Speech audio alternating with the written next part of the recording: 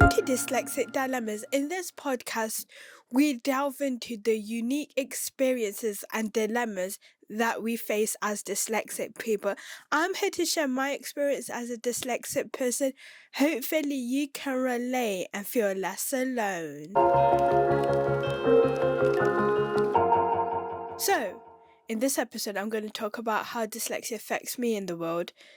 So, I'm just going to talk about schooling first. So, if you don't know, I got diagnosed at the age of 7, and this was very important for me to understand that I was dyslexic, because I don't think I would have survived education system, because the way my dyslexia formed was, I could tell you the answer, but I could never write it down.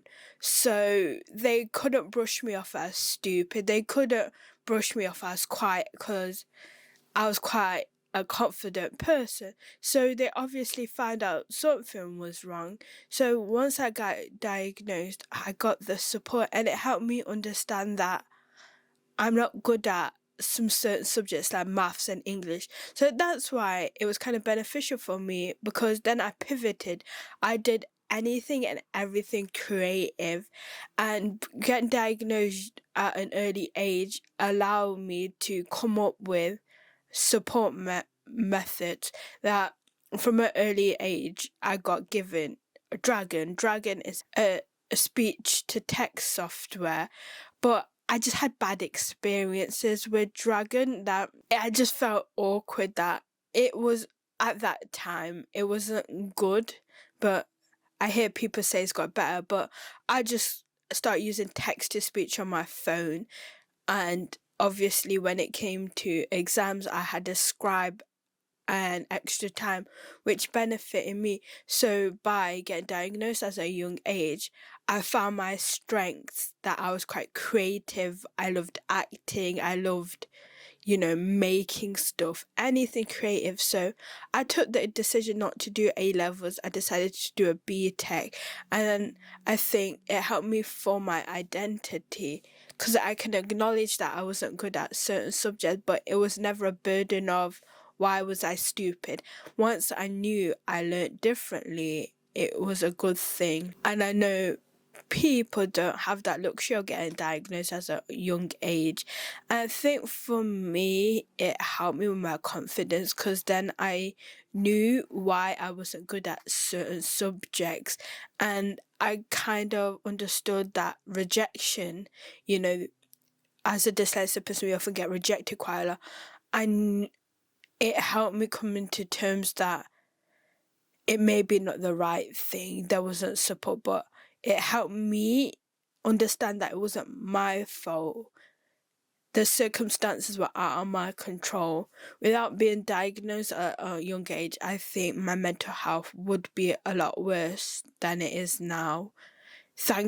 I think it helped my relationship with my mum, because she understood that I struggled, and she, coming from an Asian household, education is held up to a higher standard.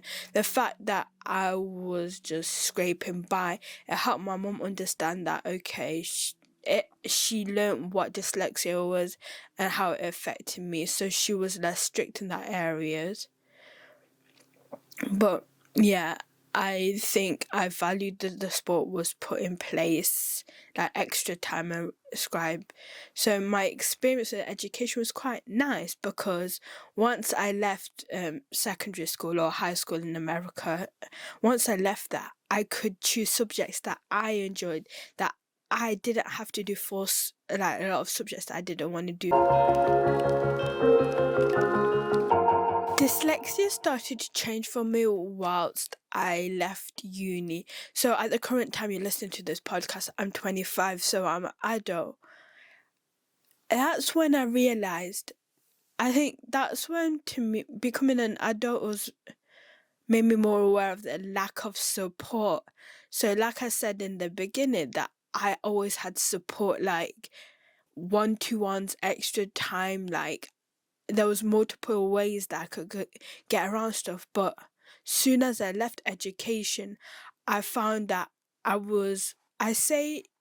I was re-diagnosed in a way because I didn't have education and I didn't realize how much I was relying on the structure of education and the fact that kn- I knew that I could get support. So when I left, it was just that I couldn't find no support. And if you want to get a job, it involves reading, writing, and I didn't realize how much a society is built on that reading and writing. Like, in my heart, I knew these jobs that I was applying to were beneficial, that I could do it, but my applications were never got up to par. And then this is it, the self-doubt started kicking in and the uncertainty, that kind of feeling hopeless, because I didn't have that scribe. I didn't have that person to help me, and I'm still struggling to find the support. Is that I found stuff like access to work, but you have to already be in a job. But my barrier is to getting the job. So then once you struggle and you don't know where to get the support, and then you start looking around and people are excelling, and even though they have dyslexia, you're like, okay, but they've got dyslexia, but I'm still here trying to figure stuff out. Bloody can't get a retail job, let alone a job that I would love. And you often feel like hopeless because you can't find a way out. And I think I was lucky to be like, you need a job in the creative industry. So that kept me going, but I'm still struggling to kind of get that help. Because my mum always joked that if I could get a job just talking, that would be the ideal thing. And I think we often feel alone because I'm the only one in my family who's got diagnosed with dyslexia or has dyslexia. So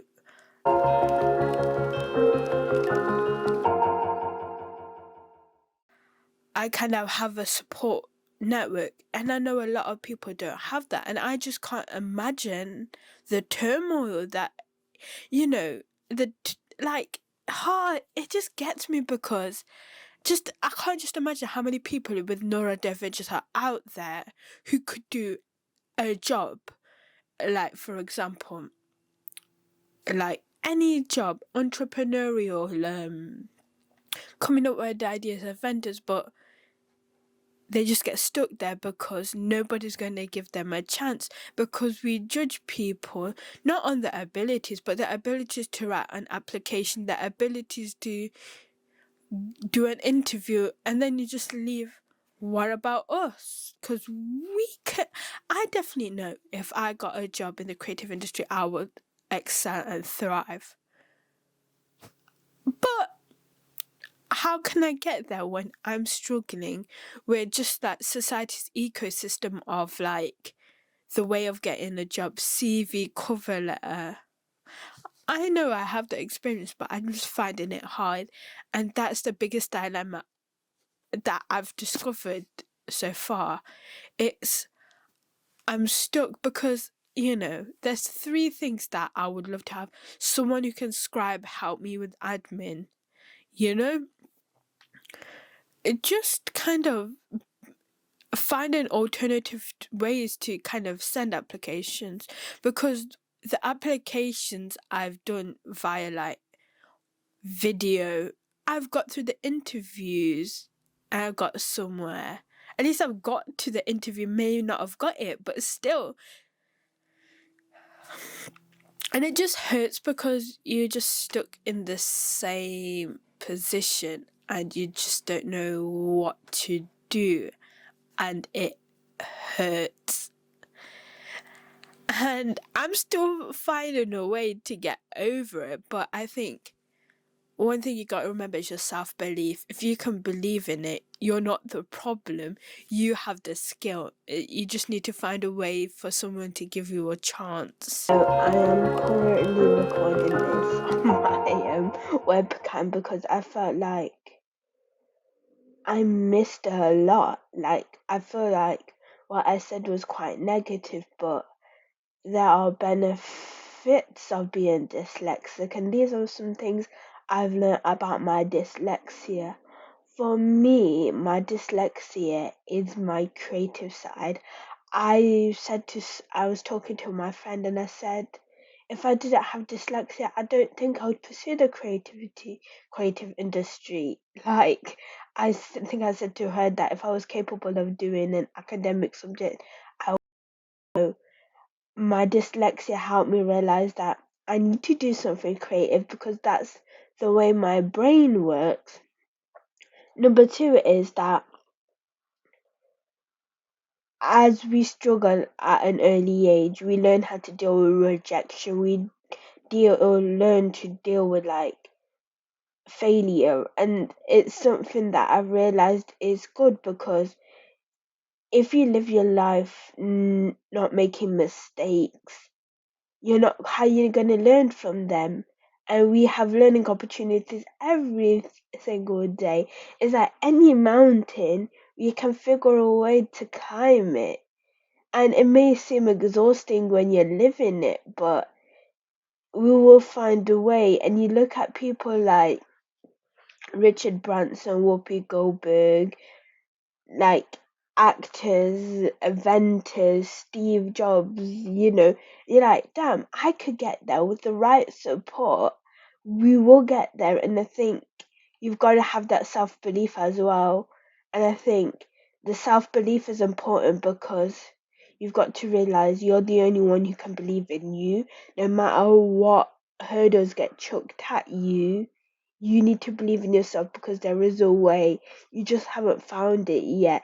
You haven't found what you love. You haven't found the right people to help you.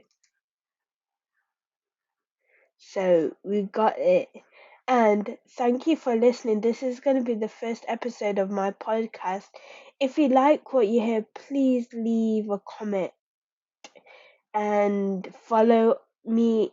You can follow me on Dyslexia Brown Girl. On social media is dyslexia.brown.girl. You can find us on all social medias. Well, please share your experience down below, and you can message us on all social medias. Thanks for listening.